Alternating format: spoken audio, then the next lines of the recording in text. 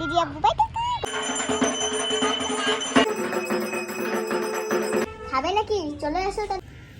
Hello friends, this is the favourite methi chaat party channel. তো আজকে হলো একটা সুখবর আনছি। কালকে আমাদের পিপুত্তারের পুজো।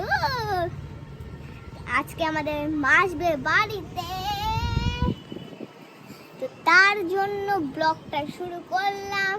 আরেকটা কথা, খুবই বৃষ্টি পড়ছে আমাদের বাড়িতে, ঝমঝমাই বৃষ্টি পড়ছে। এখন একটু রোদ উঠলো, ঠিক আছে? তো আমি জানি না আমি কি নিয়ে যেতে পারবো, যখন ঠাকুর আনবো সন্ধ্যাবেলা মোবাইল, তো আমি হচ্ছে নিয়ে যেতে পারবো না। কারণ আবার সন্ধ্যাবেলা দিতে আমাদের বৃষ্টিটা নামে, তো ওটাই কথা। তো আমি ঠাকুর আনার সময় দেখাবো না, তার সব দেখাবো। And like, subscribe, share and comment. Tata, শুভ সকাল।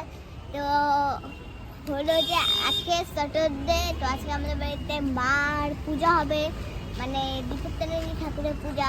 তো আমি স্নান টান করে রেডি হয়ে, আমি এখন এমনি ড্রেসটা করলাম, আর পরে আমি চেঞ্জ করবো ড্রেস।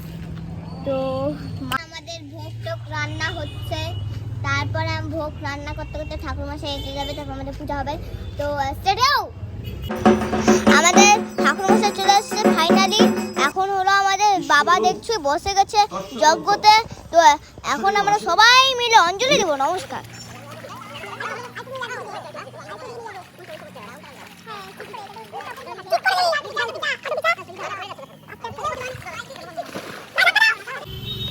বিসর্জন দিয়ে ভালো মতন চলে এসলাম।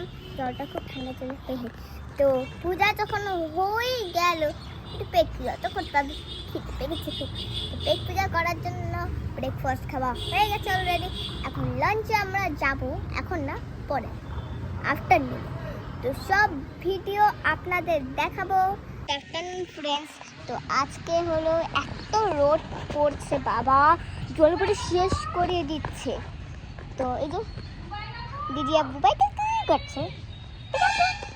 একটা ফিশ খুবই টেস্টি লাগে আমার। ওটা কি ফিশ চোখে তাকাতেই পারছি না। ওটা কাতল মাছের ভাপা, ওটা আমার খুবই ফেভারিট। অ্যান্ড যে আর একটা আমার একদম জঘন্য লাগে খেতে, ওটা বাটা মাছ ভাজা। বাটা মাছ খাইনি। তো চলো দেখা যাক কি কি। তো এটা আমাদের হলো যে কাতল মাছের তেলে বড়া হবে, এখন হয়নি, গরম গরম খেতে হবে, তাই না?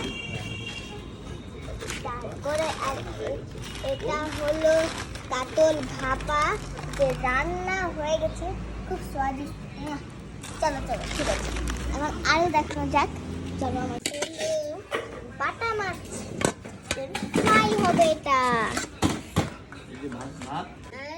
রয়েছে গরম গরম ভাত উইথ বাসমতি চালে।